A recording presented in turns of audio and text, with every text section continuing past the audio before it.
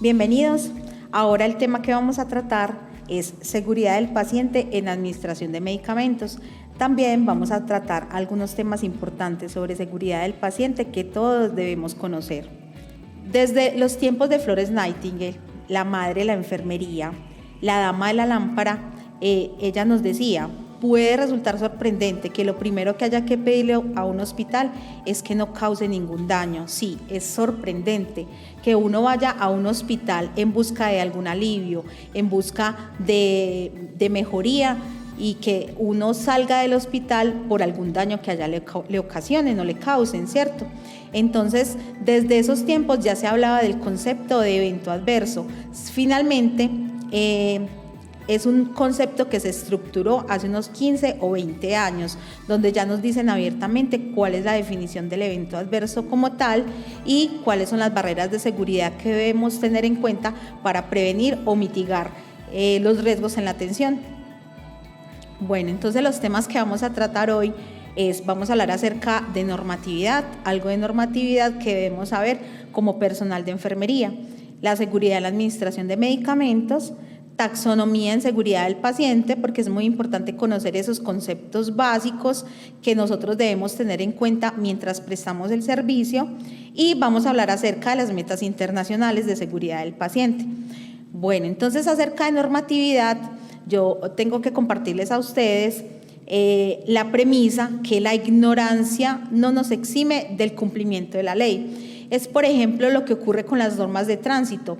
Cuando usted decide ser conductor de un vehículo, sea pues auto, motocicleta, usted debe realizar un curso de conducción. En el curso a usted le dan unas normas de tránsito, usted debe conocer unas normas de tránsito que debe cumplir. Sin embargo, cuando ya usted es conductor y, por ejemplo, se pasa un pare o no para en un semáforo en rojo, la fotomulta o la fotodetección no le va a decir a usted: ah, no, usted sí lo conoce, no lo conoce, entonces no le voy a cobrar la multa porque usted no la conocía. No, siempre el cumplimiento de la ignorancia de la ley no nos exime de la responsabilidad del cumplimiento de esta. Habiendo sido promulgada, han de conocerla todos. Sobre esta premisa les es imposible a las personas manifestar que no cumplieron con la ley porque no la conocían. Máxime cuando por razón al cargo que desempeñan deben conocerla, so pena de incurrir en negligencia. ¿Cómo se aplica en el campo de la salud? Tenemos instructivos, protocolos, manuales de procedimiento, guías de manejo clínico, y debemos conocerla y asimismo aplicar lo que dicen todos esos documentos. Cuando nosotros no cumplimos lo que dice uno de los documentos, estamos incurriendo en negligencia, ¿cierto? O estamos incurriendo en una falta que pues acá no lo vamos a sancionar. Sin embargo, nosotros tenemos que verificar que usted sí lo conozca y sí lo cumpla. La Ley 266 de 1996 reglamenta el ejercicio de la profesión de enfermería, define la naturaleza y el propósito de la profesión, determina el ámbito del ejercicio profesional, desarrolla los principios que rigen. Ahora bien, hay otra ley, 911 de 2004, por la cual se dictan disposiciones en materia de responsabilidad deontológica para el ejercicio de la profesión de enfermería en Colombia. Se establece el régimen disciplinario correspondiente y se dictan otras disposiciones.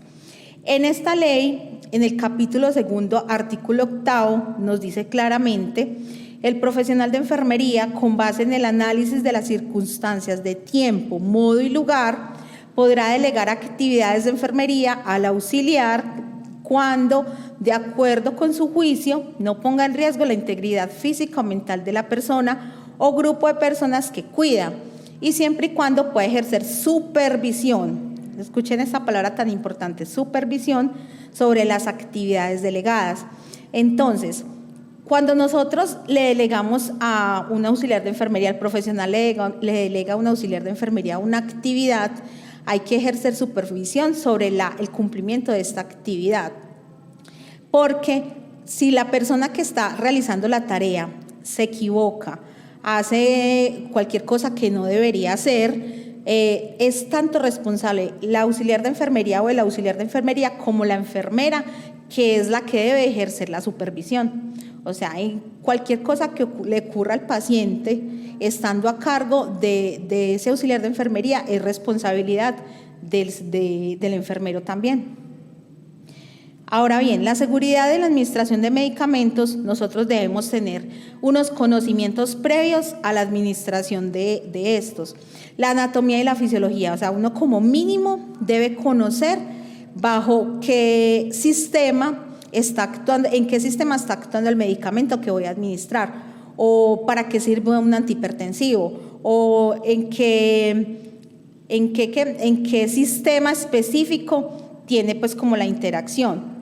La farmacología, para qué sirve el medicamento, cuáles son los efectos secundarios, cuál es la respuesta esperada, etcétera, todas esas variables. La fluidoterapia, o sea, cuál es el vehículo de dilución, en cuánto se debe administrar, cuáles son las soluciones que son compatibles con este. Los dispositivos y vías de acceso. Entonces, sabemos que, por ejemplo, un potasio con alta concentración no lo vamos a administrar en un catéter periférico. Debemos saber qué medicamentos podemos administrar, qué medicamentos se pueden administrar y en cuáles vías. Y la tecnología segura. Es supremamente importante porque, si bien es cierto, contamos con la tecnología necesaria para la administración de los medicamentos, es importante conocer cómo lo vamos a hacer, ¿cierto? Es importante saber manipularlas, es importante saber que eso tiene una biblioteca de medicamentos y que uno tiene que buscar el medicamento y rotular la bomba. Entonces, tiene que conocer todas estas variables.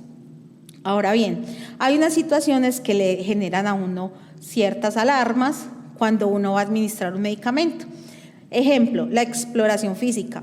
O sea, si yo voy a administrar un antihipertensivo, yo como mínimo tengo que saber cómo tiene la presión arterial el paciente, porque yo no le voy a ir a administrar un antihipertensivo a un paciente hipotenso, ¿cierto? Entonces, debe conocer como al menos esas variables o esos datos básicos o clínicos que tiene el paciente antes de la administración de los medicamentos. Ejemplo, paciente con sobreanticoagulado, no le vamos a ir a administrar un anticoagulante. El análisis de los datos, o sea, debemos tener la capacidad no solamente de conocer esas variables, sino de hacer un análisis previo a la administración del medicamento. Detectar eventos adversos. Si yo sé que el paciente es anticoagulado, está sobreanticoagulado, yo tengo que tener la capacidad de tomar la decisión de no administrar ese medicamento hasta no preguntar y no cerciorarme que sí se puede administrar, ¿cierto? Eso nos permite, el conocimiento nos permite tomar decisiones acertadas para el paciente. Evitar interacciones. Si yo sé que el paciente toma la warfarina, yo no le voy a administrar este medicamento con otros medicamentos que puedan presentar interacciones o alteraciones de su farmacocinética. Verificar ingestión simultánea, conocer compatibilidades o incompatibilidades. Muchas veces un paciente con un acceso venoso, no es que no tiene más accesos venosos y necesitamos administrarle un antibiótico, un analgésico, otro medicamento. Entonces, ¿con qué medicamentos yo puedo hacer esa mezcla en Y? O sea, hay que saber y conocer esto. Para ello, nosotros tenemos una matriz de preparación y administración de medicamentos de uso parenteral en adultos. Esta matriz, ¿qué nos dice? O sea, esta es nuestra Biblia de acá de la clínica en cuanto a medicamentos. En esta matriz nosotros podemos encontrar el nombre del medicamento, la concentración máxima, el vehículo de dilución, efectos secundarios, la estabilidad. Entonces, cualquier duda que ustedes tengan en cualquier medicamento, o sea, si quieren conocer, consulten esa matriz que está disponible en los puestos de enfermería y está impresa, o sea, la pueden encontrar en Insolution y la pueden encontrar impresa. Verificar medicamentos sin prescripción.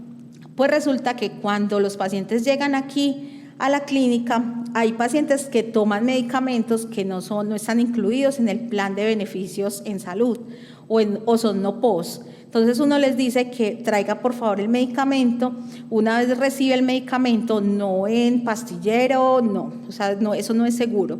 El blister del medicamento lo manda a farmacia para que ellos le den el aval, le verifiquen que sí tenga registro INVIMA, la fecha de vencimiento. Ya farmacia se lo devuelve a uno y nosotros le dejamos el medicamento en la habitación del paciente. Pero hay que tener en cuenta que ese medicamento probablemente no va a quedar registrado en el Cardex y que probablemente el médico le vaya a ordenar al paciente un medicamento que tenga el mismo principio activo de ese medicamento no POS. Entonces hay que tener cuidado, primero, con los que consume el paciente por su cuenta. Segundo, con los que le voy a administrar al paciente que no están en el Cardex. Y tercero, con los que tiene en el Cardex, que puede ser el mismo medicamento que tiene en la habitación. Bueno, este es un ejemplo en valoración de enfermería. Entonces, vamos a valorar hábitos alimentarios, interacción medicamentosa. Por ejemplo, hay pacientes que llegan y no le dicen a uno, por ejemplo, que toma omega 3 o que toman medicamentos pues como naturales. Entonces hay que evaluar eso. Hábitos sociales y aspectos culturales, o sea, no entrar en desacuerdos con el paciente porque él ya trae unos hábitos y trae como unos aspectos culturales que nosotros no vamos a entrar a atropellar esos aspectos culturales. O sea, si el paciente dice, yo me tomo el medicamento con cierto líquido, yo no voy a entrar a cambiarle esa costumbre al paciente, o sea, yo le suministro el líquido que el paciente quiere, ¿cierto? Como tratar de conciliar y de mediar con esos aspectos culturales de él. Reacciones previas alérgicas y no alérgicas. Un paciente con intolerancia, aquí nosotros le ponemos manilla roja a los pacientes alérgicos.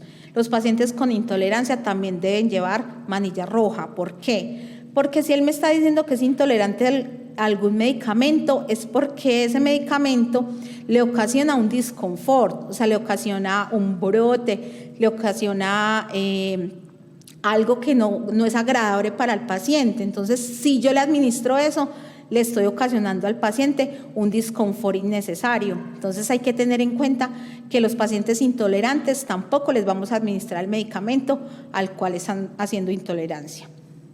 Bueno, en administración de medicamentos tenemos muchos correctos, ¿cierto? En la literatura hay 15, 20, 30. Como tal, en el protocolo CardioVit tenemos 5, sin embargo, alrededor de esos 5 hay un sinnúmero de correctos que uno los hace, pues hace la verificación implícitamente. En la preparación hay unos correctos, así como en la administración. En la preparación tenemos que tener en cuenta el lavado de manos, lavado o higiene de manos.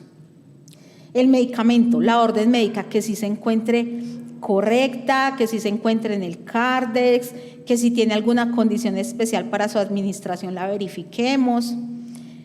El medicamento como tal, que la etiqueta esté en buenas condiciones, que si está reempacado no esté deteriorado el empaque, que sea la concentración que vamos a administrar.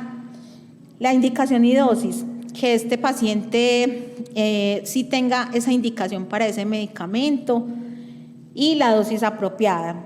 La reconstitución y dilución, tipo, volumen de diluyente, como les decía, consulten la matriz. En la matriz a usted le va a decir con qué diluyente lo vamos a diluir.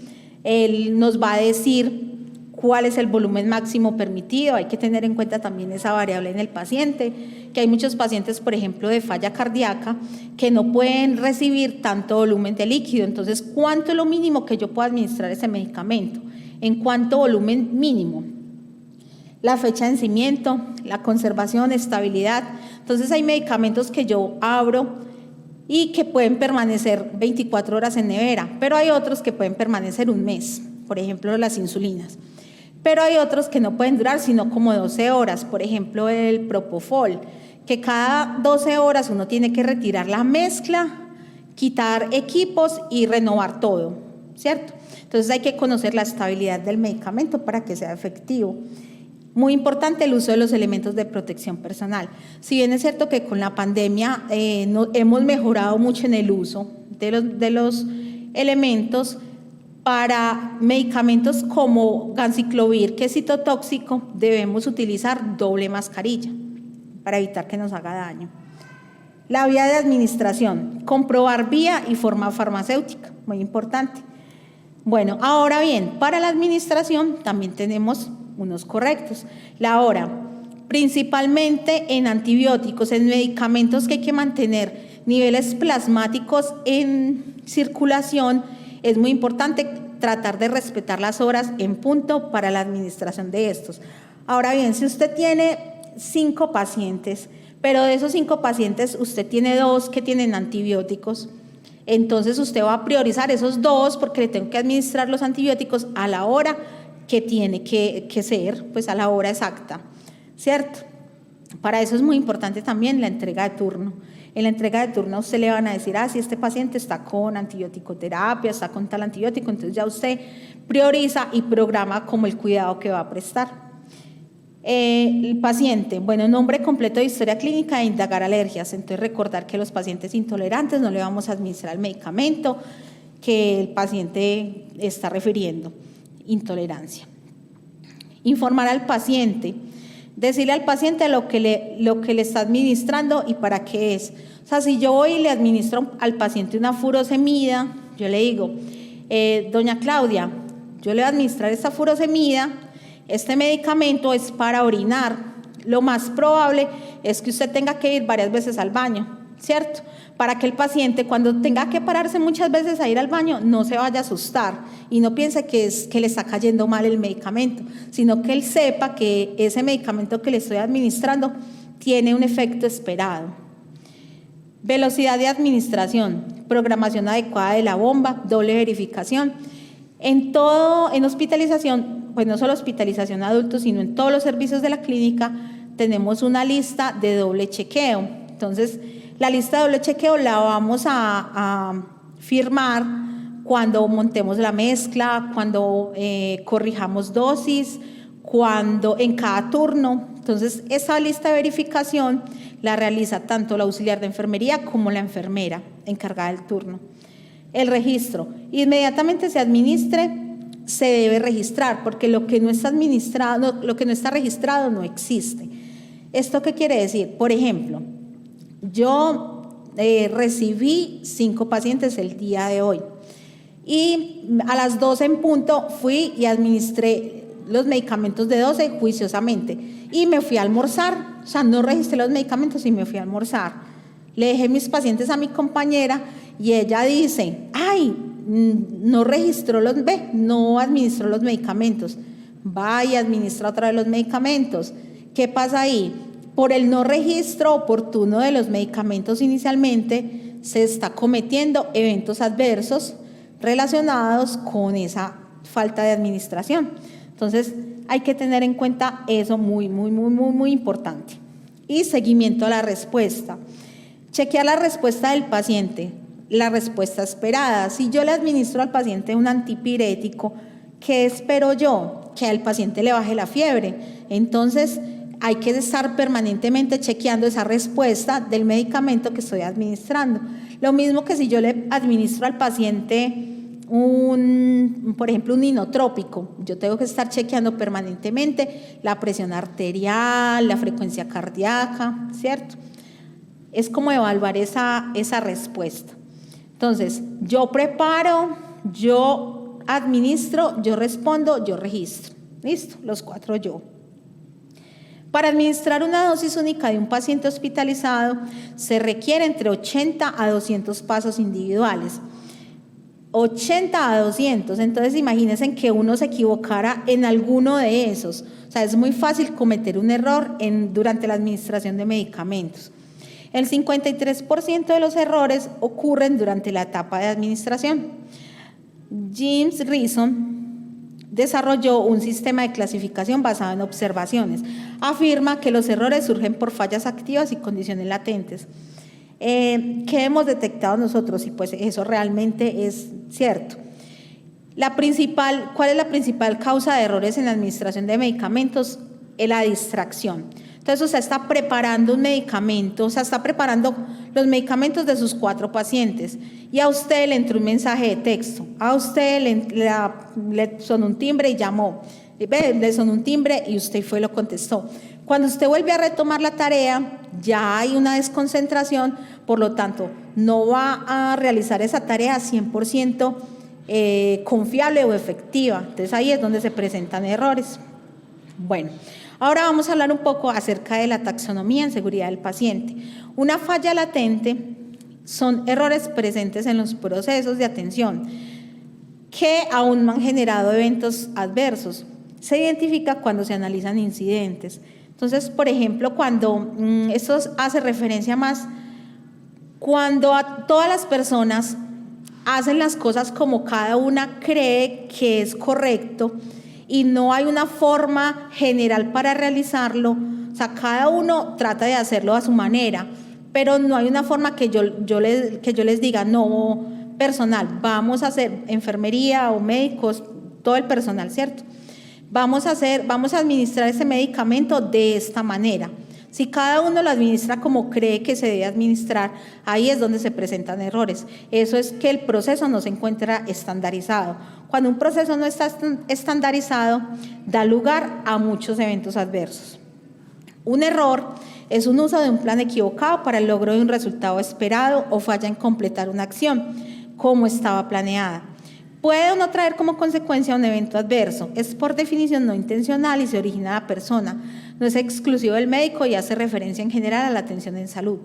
Cuando nosotros entramos a analizar eventos adversos, nuestra cultura es no punitiva, o sea, nosotros no señalamos a las personas, señalamos a los procesos y a lo que envuelve o al contexto del evento adverso. Entonces, si nosotros que retroalimentemos personalmente, sí lo hacemos personalmente, o sea, retroalimentamos, más no señalamos, más no castigamos. En medicación, los errores pueden ser por omisión o por comisión. Por omisión es cuando hay falta de realización de una tarea apropiada. Ejemplo, cuando un paciente llega al servicio de urgencias, el paciente nos dice, es que yo tomo 10 clases de medicamentos. Entonces el médico le prescribió, pero le prescribió solo 5. Entonces le faltaron los otros 5. Entonces no se le administraron en el momento que el paciente los necesitaba. Pues eso es omisión. Ahora bien, cuando llega el paciente y me dice, es que yo tomo 10 clases de medicamentos y el médico le ordenó las 10 clases de medicamentos, pero a 5 de esos medicamentos le ordenó la mitad de la dosis. Entonces, estoy haciendo la tarea, pero la estoy realizando inapropiadamente, porque tampoco se le está suministrando al paciente lo que necesita. Eso es comisión. Las fallas activas son aquellas fallas, valga la redundancia, que se ejecutan durante la tarea. Por ejemplo, si yo voy a administrar un antihipertensivo y primero no voy a verificar la presión arterial del paciente y el paciente está hipotenso y antes se lo administré y el paciente colapsó, eso es una falla activa porque no hice una verificación que se tenía que realizar en el momento que estaba ejecutando la tarea. No monitorizar al paciente, no observar, no pedir ayuda cuando se necesite, no interrogar al paciente, omitir algo que se debió hacer. Nosotros, para el análisis de los eventos adversos, de los eventos en la atención, utilizamos la metodología del Protocolo de Londres. El Protocolo de Londres nos dice que hay unos factores contributivos o factores contribuyentes que están presentes en los eventos. Los eventos simplemente es la materialización de un riesgo al cual estaba expuesto el paciente.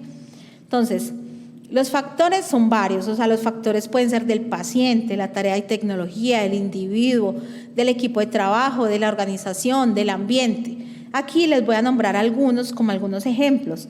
Paciente, la complejidad y la gravedad. Ejemplo, si yo tengo un paciente en reposo, el paciente presenta una lesión por dependencia o una úlcera, este paciente tenía una desnutrición, este paciente estaba con protocolo de mínima manipulación o no conservaba los cambios de posición, hizo la lesión por dependencia. Entonces podemos decir que por la complejidad y la gravedad o la condición clínica del paciente, él presenta la lesión por dependencia. El lenguaje y comunicación, cuando el paciente no entiende, no comprende o no acata las recomendaciones del personal. La personalidad y factores sociales, o sea, él omite lo que el personal le está diciendo o las recomendaciones que se le están suministrando. La tarea y tecnología, los factores relacionados con esto van encaminados como a las tareas, al desarrollo de las tareas. Disponibilidad y uso de protocolos, o sea, tenemos los protocolos pero no lo aplicamos, por eso se presentó el evento. Disponibilidad y confiabilidad de las pruebas diagnósticas y ayuda para la toma de decisiones. Por ejemplo, si yo tengo un equipo, una bomba de infusión, y la bomba de infusión no tiene el mantenimiento preventivo que debe tener según el cronograma, y esta bomba, por ejemplo, yo le pongo un nitroprusiato al paciente y esta bomba está toda desconfigurada y le pasa ese medicamento a chorro al paciente, no a la programación que yo le puse, sino que se la pasa a chorro.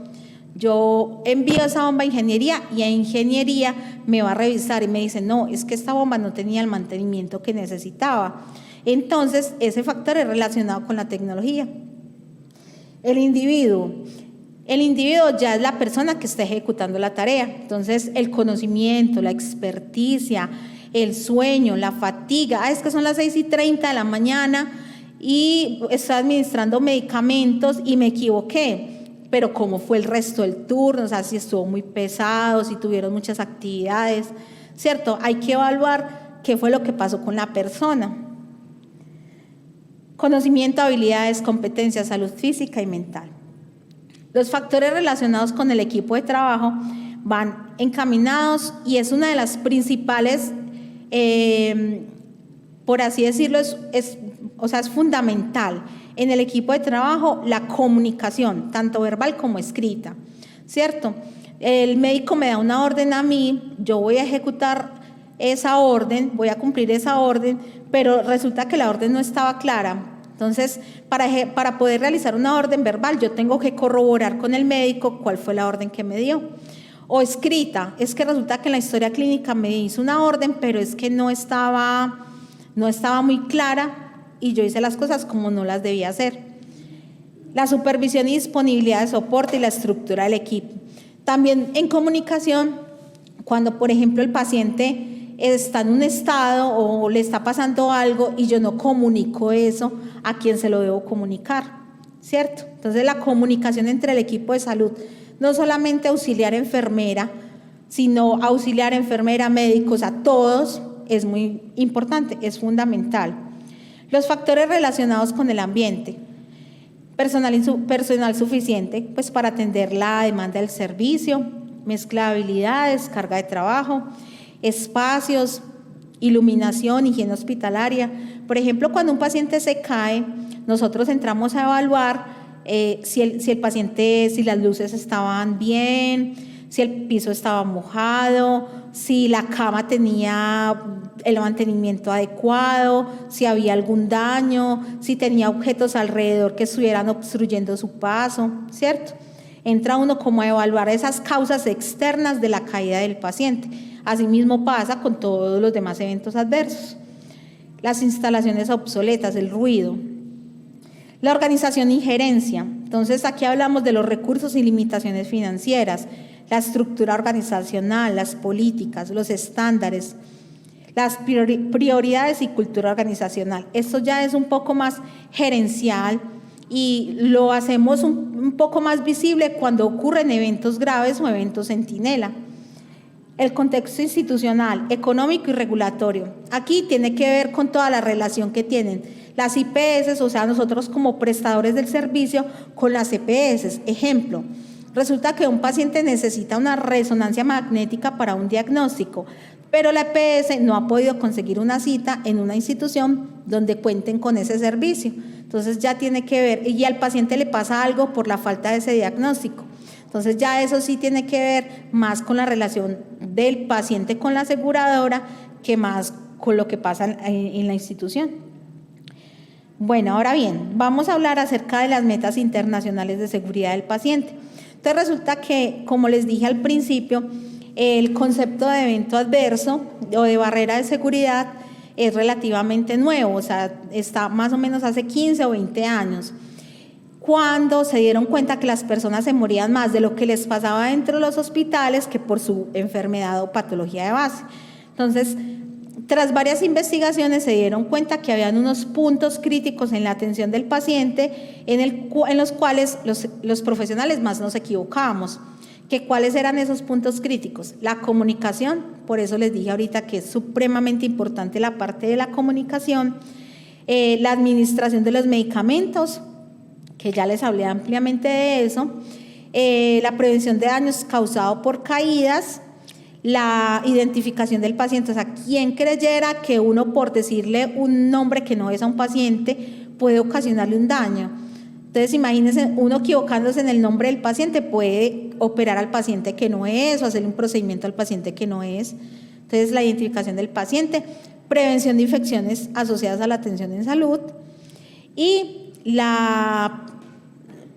me escapó, cirugía y procedimiento correcto al paciente correcto. Entonces, es muy importante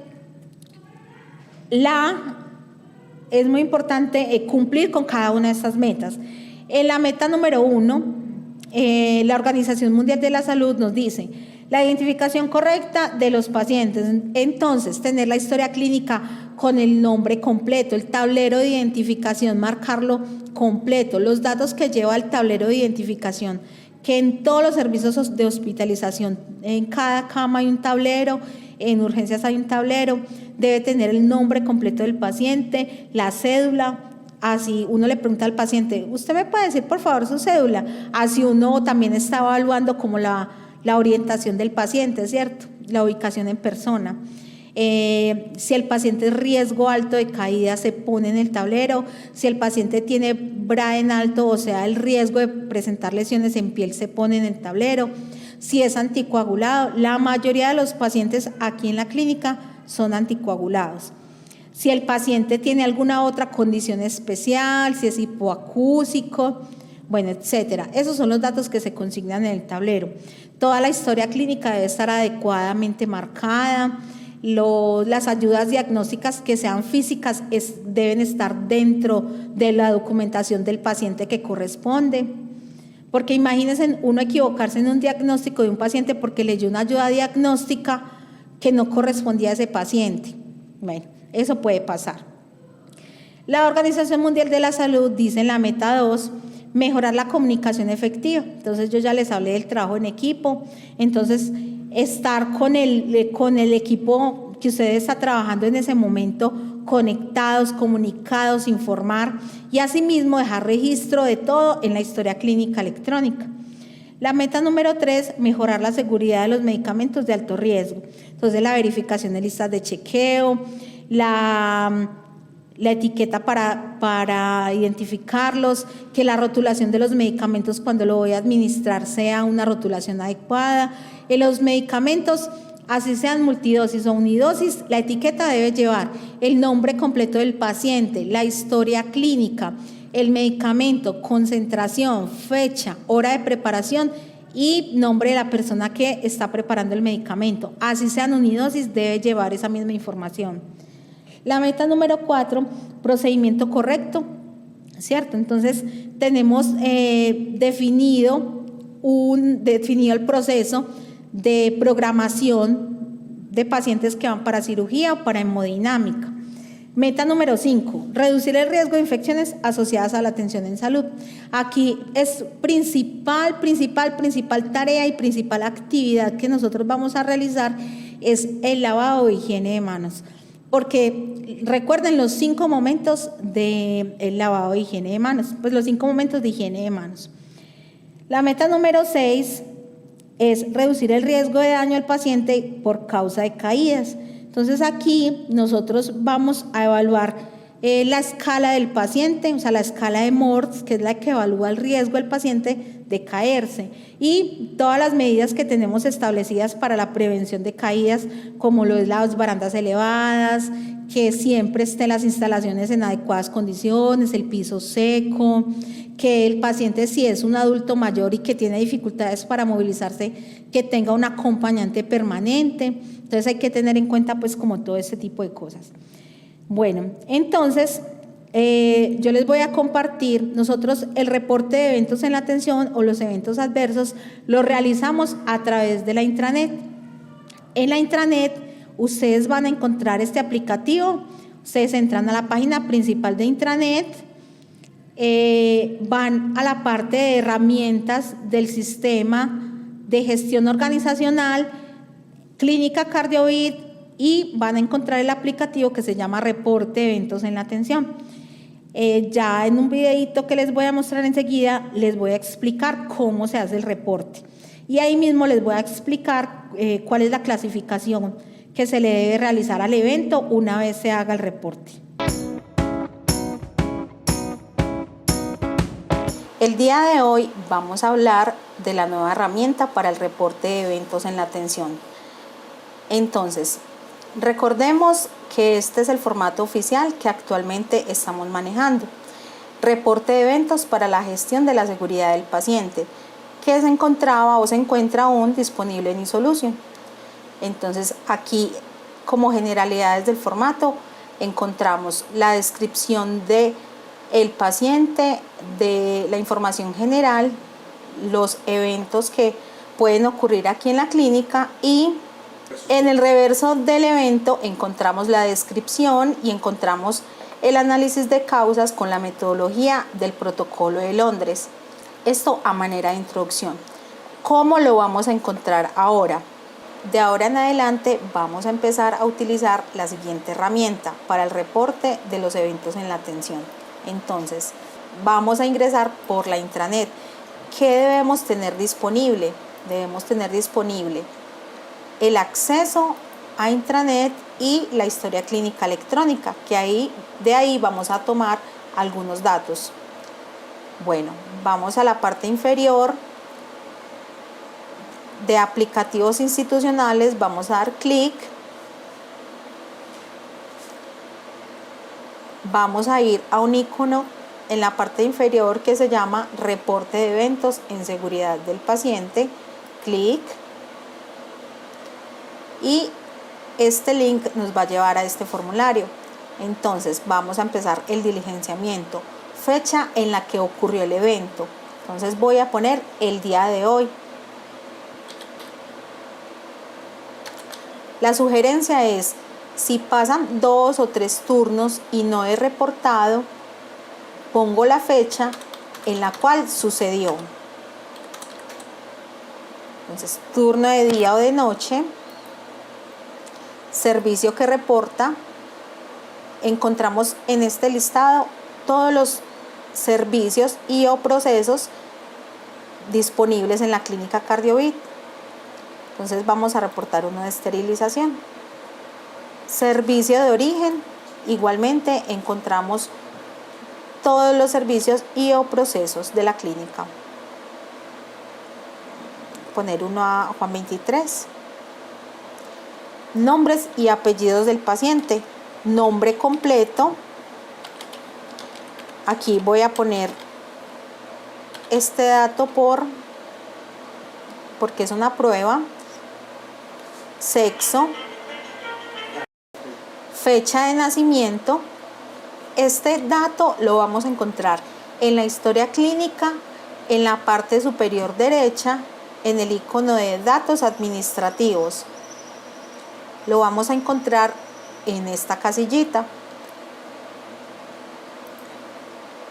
Entonces vamos a poner una fecha de nacimiento. Tipo de paciente. Si el paciente corresponde a un régimen contributivo o subsidiado, pero si el paciente pertenece a una póliza o a un régimen especial como Policía Nacional, como Universidad Nacional, Universidad de Antioquia, aquí en este listado ya se encuentran definidos estos nombres. Entonces, el paciente pertenece a una prepagada, no seleccionamos absolutamente nada aquí. Historia clínica. En la historia clínica vamos a digitar el número de historia clínica y vamos a digitar el número del episodio en el cual el paciente ingresa a la institución, donde encontramos ese dato. Podemos abrir una historia clínica de enfermería o de médico y ahí lo vamos a encontrar. Les voy a decir dónde. Este es el dato. Entonces, este paciente ha ingresado, es su primera vez de ingreso a la clínica. Entonces lo vamos a separar con un guión y vamos a poner el número del episodio. Si el paciente es trasplantado o no. Si usted selecciona sí, tiene 3 alternativas: corazón, pulmón o tejidos. Pero si el paciente no es trasplantado, le decimos que no y seguimos al siguiente punto. ¿Cuál es el evento que usted va a reportar? Entonces, como se los mostré en el listado de los eventos en el formato físico, están acá absolutamente los mismos eventos. Entonces vamos a reportar un evento relacionado con, por ejemplo, una extravasación. Una extravasación y le damos siguiente. Aquí vamos a encontrar en el análisis del evento la descripción, es una pregunta abierta. Entonces ustedes nos van a contar qué fue lo que pasó. Vamos a seleccionar ahí qué fue lo que pasó. En el análisis de causas ya no es una pregunta abierta. Vamos a seleccionar los factores de cada uno de los factores contribuyentes y vamos a mirar qué nos aplica a lo que sucedió. Entonces, en la extravasación de este paciente encontramos que era de difícil acceso venoso, encontramos que era un paciente polimedicado. En los factores de la tarea encontramos que la inmovilización era inadecuada, encontramos que la canalización fue muy difícil, por lo tanto hubo más trauma al canalizarlo. Encontramos que aquí no hay ninguno que lo predispone, sin embargo no podemos dejar sin seleccionar nada, entonces vamos a poner no aplica. Pero por el contrario vimos acá que no aplicaba absolutamente nada, sino una causa adicional. Vamos a seleccionar otro y lo vamos a citar en esta casilla. Entonces aquí decimos que fue una omisión involuntaria. Aquí digamos que no aplica. En los factores organizacionales también. En las acciones de mejora, ¿qué vamos a poner? Vamos a poner todas aquellas acciones que nosotros podemos sugerir que se puedan implementar para evitar que se nos vuelva a presentar el evento que reportamos. Entonces podemos decir que mejorar en los registros, que la movilización se verifique, lo que a ustedes se les ocurra que podamos implementar. En la clasificación del evento encontramos estas 5 opciones.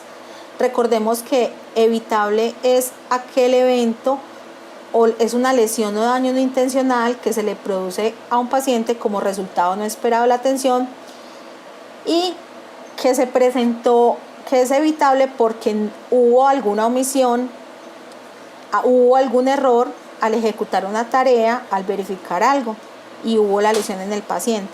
Una complicación es asociada a su patología de base. Un evento no evitable es esa misma lesión o daño no intencional y todo se realizó sin error. Un incidente es esos casi eventos que a veces nos puede llevar a un evento, o sea, es todo lo que nosotros decimos casi le pasó al paciente. Omitimos alguna verificación de una alergia, casi le administramos ese medicamento, pero no ocurrió. Son esas fallas en los procesos. Y centinela es ese evento inesperado que puede ocasionar un daño permanente en el paciente o incluso mortal, como el fallecimiento del paciente. Nombre de quien reporta. El reporte puede ser anónimo o pueden dejar su nombre y el cargo, si es obligatorio diligenciarlo. Es enfermero. Le damos clic en enviar. Hasta aquí llega el reporte de evento. Entonces, si tienen alguna duda, pregunta o inquietud, se pueden comunicar con gestión de seguridad del paciente, con la doctora Mónica Pérez o con la enfermera Mariluz Figueroa. Muchas gracias. Bueno, y ahora quiero como manera reflexiva que cada uno de ustedes piense, ¿qué significa para usted la seguridad del paciente? Y también quiero que escuchemos a varios compañeros que nos cuenten para ellos qué significa la seguridad del paciente y que la seguridad del paciente debe ser lo primordial, lo que enmarca todo nuestro quehacer diario, porque nuestro principal objetivo es el paciente, es nuestra razón de ser. Si el paciente no estuviera acá, nosotros no estuviéramos aquí prestando un servicio. Entonces yo quiero que cada uno lo piense y que escuchemos a los compañeros. Muchas gracias. Para mí la seguridad del paciente es brindar una seguridad oportuna, dándole al paciente todas las comodidades y brindando su seguridad dentro de los servicios de la que presta la clínica CardioVit. Con eso significa que el paciente va a estar más cuidado, todo el personal de la salud estará atento a todas sus patologías y requerimientos y también los cuidados de enfermería para darle un buen apoyo al paciente y darle confort en la estadía hospitalaria. Para mí la seguridad del paciente significa estar verificando dentro de mi labor que el paciente tenga el tablero bien marcado, que tenga la manilla de identificación bien diligenciada, que tenga los instructivos, que el paciente sepa cuáles son sus derechos y deberes que tiene como paciente, que sepa que debe permanecer con las barandas elevadas, verificar que los medicamentos se den correctamente, que tenga el tapete antideslizante, que de acuerdo a su escala de MOR, que es la escala de riesgo de caída, el paciente si es Braden alto tenga acompañante, que sepan todos esos cuidados que nosotros manejamos para que el paciente no vaya a presentar una caída. Para la clínica la prevención de caídas es lo más importante dentro del cuidado del paciente. Para mí la seguridad del paciente es identificar el paciente correcto, la comunicación efectiva, verificar el tablero que esté rotulado con alergias, la escala de Braden, de Morse, si es alérgico, verificarle que tenga la manilla adecuada, que mantenga las barandas elevadas y brindarle la educación todos los días de que las debe mantener elevadas. En el momento de bañarse, que tenga el tapete. Si el paciente pues es autónomo, si no, estar verificando pues y brindándole el acompañamiento en el momento del baño, verificarle los accesos venosos, que estén bien y organizados, verificar los medicamentos correctos, el momento, cuánto es la dosis, el volumen, verificar que sí sea el paciente correcto, porque muchas veces pues lo rotulan a veces de farmacia, se equivocan, entonces tenemos que verificar como eso. La movilidad, muchas veces nos entregan pacientes que son de ayuda y en realidad son de movilizar completamente, entonces para verificar que no vayan a hacer úlceras por presión, que tengan las películas, los duoder, verificar en las habitaciones, por ejemplo a veces hacen riegan agua, verificar eso de pronto para las caídas.